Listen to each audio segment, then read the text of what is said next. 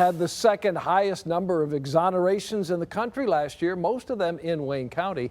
That's according to the National Registry of Exonerations. It's hard to imagine being locked up for a crime you did not commit. And lawyers for Innocence Projects and Conviction Integrity Units say there are a number of reasons why it happens. Some of those include defense attorneys not properly representing their clients to witness and police misconduct. 7 Action News reporter Kimberly Craig has a closer look at what's at stake and one family's fight for freedom.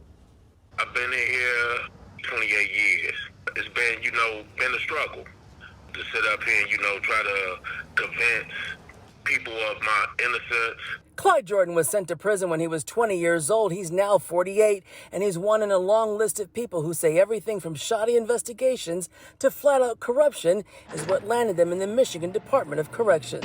They twisted the facts of what actually took place and made it their own reality. We need justice now! We want justice now! Freedom, boys!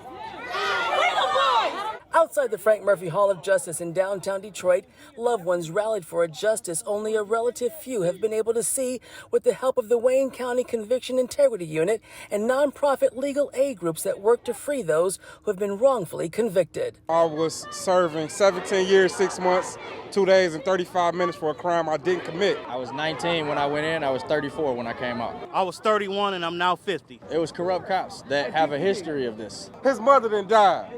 Make that make sense. In Wayne County alone, about 30 men have been released from prison after the Conviction Integrity Unit determined that they were wrongfully convicted. The reasons vary. Attorney Wolf Miller has represented some of them. We have found, and the Conviction Integrity Unit has found through its hard work, a lot of police misconduct, framing people for crimes, specifically murder, that they didn't commit in order to close cases. There you go! Camera!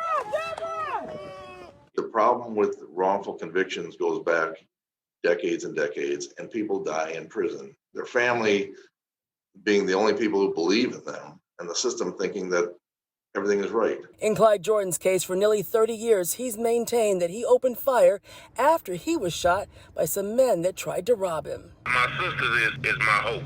She gives me my strength. I have no hope in the system. I'm April Jordan. I'm Clyde Jordan's sister. And it was with the help of his sister that Clyde Jordan says he was able to uncover ballistic evidence that would have shown it was not a bullet from his gun that killed a man on Goulburn Street on Detroit's east side back in 1993.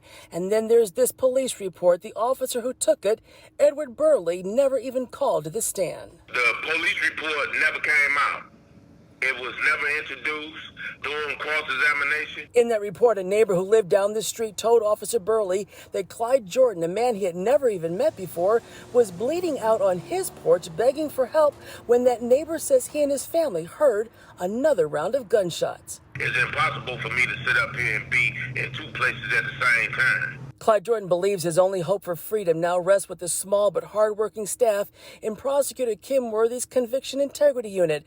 They've done their initial review of his case, but are currently investigating 50 others. It's hard, and it's discouraging.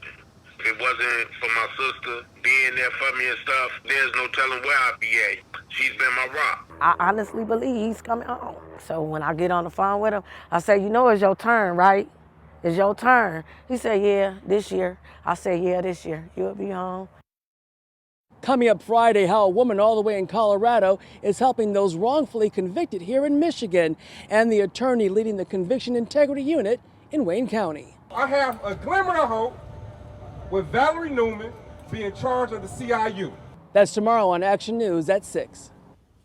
Thank goodness at least something is being done about it and cases are being overturned and innocent people are being let out of jail. Yeah, important work for sure.